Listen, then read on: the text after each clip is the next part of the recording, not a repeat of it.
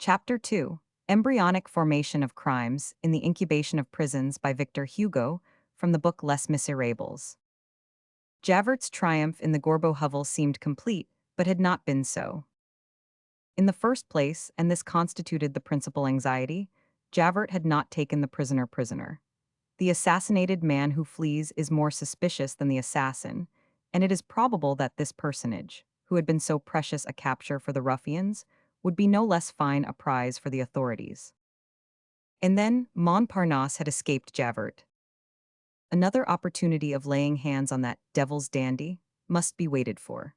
Montparnasse had, in fact, encountered Eponine as she stood on the watch under the trees of the boulevard, and had led her off, preferring to play Nemorin with the daughter rather than Skinderhands with the father.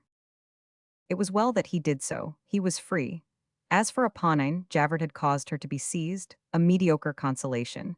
Eponine had joined Azelma at Les Madelonnettes. And finally, on the way from the Gorbeau house to La Force, one of the principal prisoners, Claquessus, had been lost.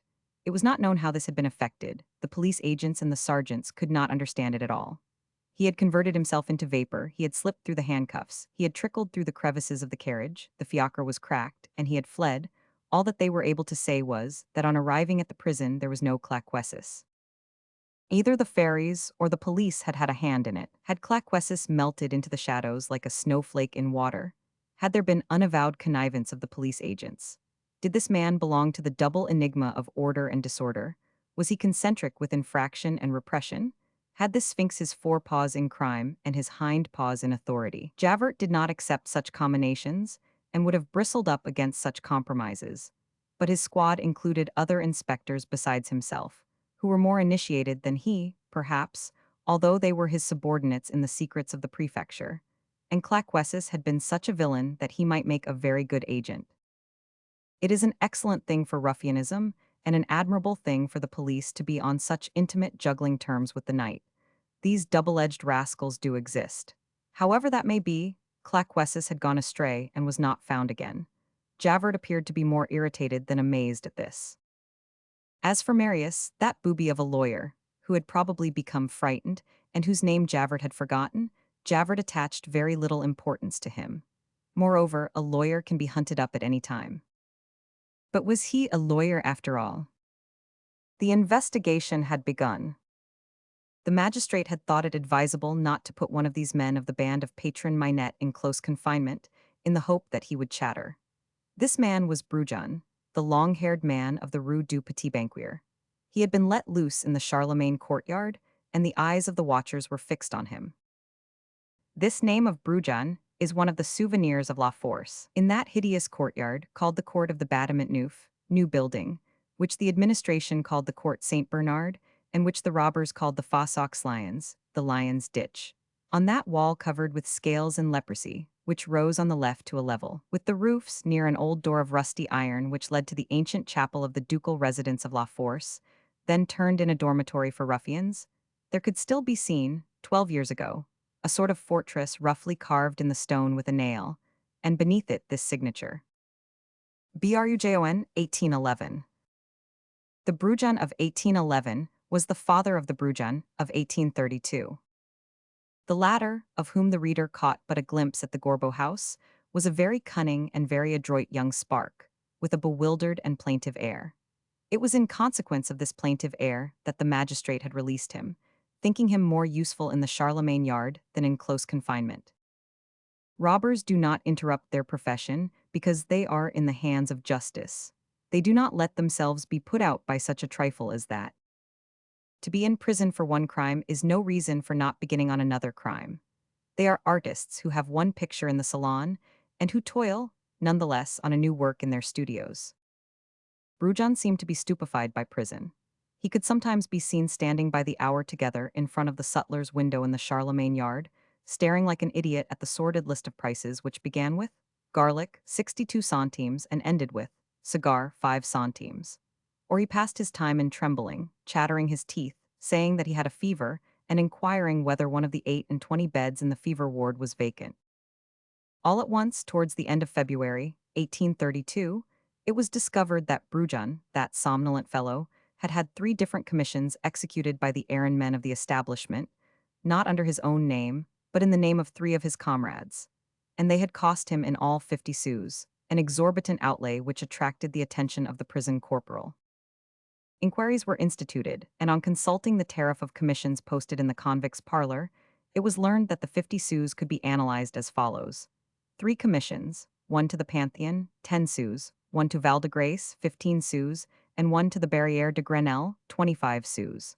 This last was the dearest of the whole tariff. Now, at the Pantheon, at the Val de Grace, and at the Barrière de Grenelle were situated the domiciles of the 3 very redoubtable prowlers of the barriers, Cruidniers, alias Bizarro, Gloria, an ex-convict, and Barcaros, upon whom the attention of the police was directed by this incident. It was thought that these men were members of Patron Minette.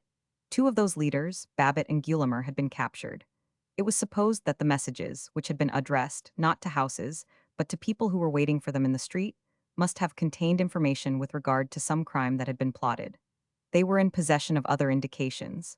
They laid hand on the 3 prowlers and supposed that they had circumvented some one or other of Brujon's machinations. About a week after these measures had been taken, one night, as the superintendent of the watch, who had been inspecting the lower dormitory in the Bâtiment Neuf, was about to drop his chestnut in the box. This was the means adopted to make sure that the watchmen performed their duties punctually. Every hour a chestnut must be dropped into all the boxes nailed to the doors of the dormitories. A watchman looked through the peephole of the dormitory and beheld Brujon sitting on his bed and writing something by the light of the hall lamp. The guardian entered. Brujon was put in a solitary cell for a month, but they were not able to seize what he had written. The police learned nothing further about it. What is certain is that on the following morning, a postilion was flung from the Charlemagne yard into the Lion's ditch, over the 5-story building which separated the 2 courtyards. What prisoners call a postilion is a pallet of bread artistically molded, which is sent into Ireland, that is to say, over the roofs of a prison from one courtyard to another. Etymology, over England, from one land to another, into Ireland. This little pellet falls in the yard. The man who picks it up opens it and finds in it a note addressed to some prisoner in that yard. If it is a prisoner who finds the treasure, he forwards the note to its destination. If it is a keeper, or one of the prisoners secretly sold who are called sheep in prisons and foxes in the galleys, the note is taken to the office and handed over to the police. On this occasion, the postilion reached its address, although the person to whom it was addressed was, at that moment, in solitary confinement. This person was no other than Babbitt, one of the 4 heads of Patron Minette. The postilion contained a roll of paper, on which only these 2 lines were written. Babbitt, there is an affair in the Rue Plumet, a gate on a garden. This is what Brujon had written the night before. In spite of male and female searchers, Babbitt managed to pass the note on from La Force to the Salpêtrière, to a good friend whom he had and who was shut up there. This woman in turn transmitted the note to another woman of her acquaintance, a certain Magnon, who was strongly suspected by the police, though not yet arrested. This Magnon, whose name the reader has already seen, had relations with the Thénardier, which will be described in detail later on, and she could, by going to see Eponine, serve as a bridge between the Salpêtrière and Les Misérables. It happened that at precisely that moment, as proofs were wanting in the investigation directed against Thénardier in the matter of his daughters, Eponine and Azelma were released. When Eponine came out, Magnon, who was watching the gate of the Madelonnettes, handed her Brujon's note to Babbitt, charging her to look into the matter. Eponine went to the Rue Plumet, recognized the gate and the garden, observed the house, spied, lurked, and a few days later brought to Magnon, who delivers in the Rue Clochepers a biscuit, which Magnon transmitted to Babbitt's mistress in the Salpêtrière. A biscuit, in the shady symbolism of prisons, signifies nothing to be done. So that in less than a week from that time, as Brujon and Babbitt met in the circle of La Force, the one on his way to the examination, the other on his way from it. "Well," asked Brujon the Rue P. "Biscuit," replied Babbitt. Thus did the fetus of crime engendered by Brujon in La Force miscarry. This miscarriage had its consequences, however, which were perfectly distinct from Brujon's program. The reader will see what they were. Often when we think we are knotting one thread, we are tying quite another.